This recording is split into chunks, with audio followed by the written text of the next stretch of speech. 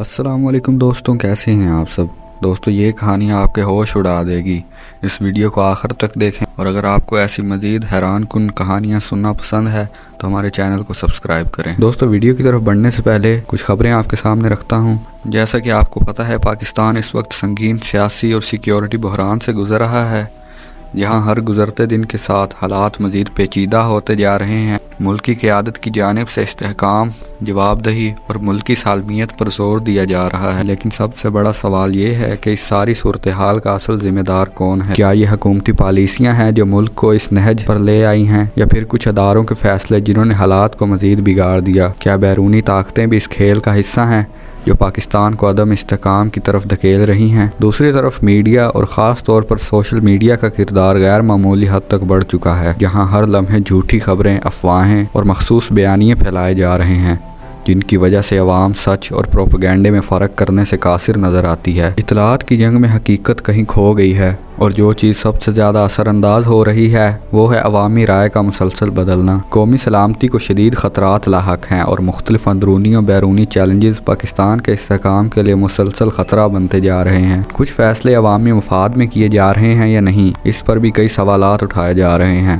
ملک کی سیاسی اور معاشی صورتحال تشویشناک ہے، اور کوئی واضح سمت نظر نہیں آ رہی۔ آخر میں سب سے اہم سوال یہ ہے کہ پاکستان کا مستقبل کیا ہوگا؟ کیا عوام کو اصل حقیقت بتائی جا رہی ہے، یا پھر انہیں ایک مخصوص ایجنڈے کے تحت گمراہ کیا جا رہا ہے؟ دوستوں، دوسرے نمبر پر 24 فروری کو سعودی عرب میں ریال کا تبادلہ ریٹ جاری کیا گیا۔ پاکستان روپے کے مقابلے ریال کا ریٹ 73.75 روپے ہے۔ تیسرے نمبر پر آذربائیجان نے پاکستان میں مختلف شعبوں میں $2 ارب کی سرمایہ کاری کا اعلان کیا ہے۔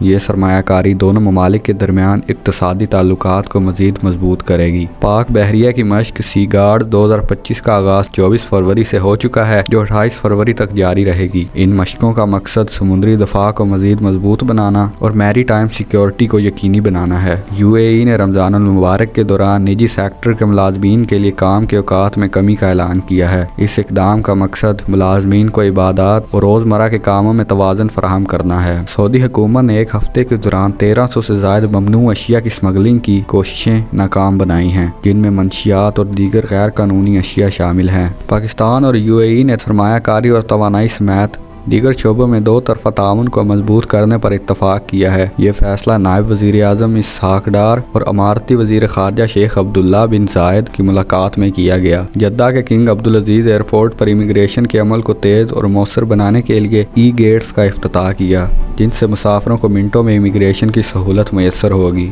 دوستو، اب بڑھتے ہیں اس کہانی کی طرف۔ دوستو، یہ ایک ایسی کہانی ہے جس پر یقین کرنا مشکل ہے، لیکن یہ سچ ہے۔ دوستو، کہانی یہاں سے شروع ہوتی ہے کہ 26 فروری 2014 کو امریکہ کی ریاست مسیسپی میں کچھ ایسا ہوا جو آج بھی ایک معمہ بنا ہوا ہے۔ والٹر ویمز کو سانس لینے میں دشواری ہو رہی تھی۔ اس کے گھر والوں نے فوراً ایمبولینس بلائی، لیکن جب پیرامیڈکس پہنچے تو وہ سانس نہیں لے رہا تھا۔ اس کی نبض رک چکی تھی اور جسم ٹھنڈا ہو رہا تھا۔ جب ہسپتال پہنچے تو ڈاکٹروں نے اسے مردہ قرار دے دیا۔ قانونی کارروائی کے بعد اس کی لاش کو تابوت میں رکھ دیا گیا اور تدفین کی تیاریاں شروع ہو گئی۔ اس کا جنازہ پڑھا گیا، ہر کوئی غمزدہ تھا، اور تابوت کو قبر میں اتارنے ہی والا تھا کہ اچانک تابوت کے اندر سے آوازیں آنے لگی۔ تابوت میں رکھا مردہ شخص اچانک زندہ ہو گیا۔ خاندان کے افراد حیران کن رہ گئے۔ کچھ نے چیخنا شروع کر دیا، کچھ دوڑ کر تابوت کے قریب پہنچے۔ کسی کو یقین نہیں آ رہا تھا کہ والٹر کا جسم تابوت میں ہل رہا تھا۔ فوراً تابوت کھولا گیا اور سب کی آنکھیں حیرت سے پھٹ گئی۔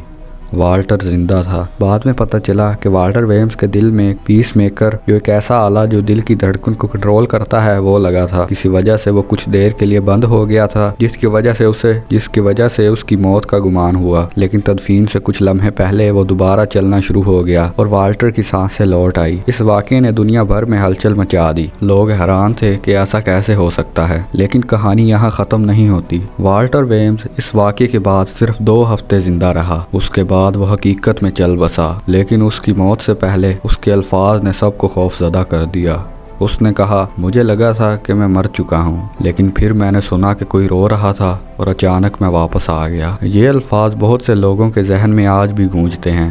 کیا واقعی والٹر نے موت کے بعد کچھ محسوس کیا تھا؟ کیا وہ کسی اور دنیا میں تھا اور واپس آ گیا؟ یہ واقعہ آج بھی زندہ ہے۔ یہ واقعہ آج بھی دنیا کے سب سے پراسرار کیسز میں شمار ہوتا ہے۔ کیا یہ سچ میں قدرت کا کرشمہ تھا یا میڈیکل سائنس کی ایک غلطی؟ کیا آپ اس پر یقین کرتے ہیں؟ کمنٹس میں اپنی رائے ضرور دیں۔ دوستو آج کی ویڈیو میں بس اتنا ہی۔ آپ کو ویڈیو پسند آئی تو لائک کریں۔ ملتے ہیں آپ سے کسی اگلی ویڈیو میں، تب تک کے لیے اللہ حافظ۔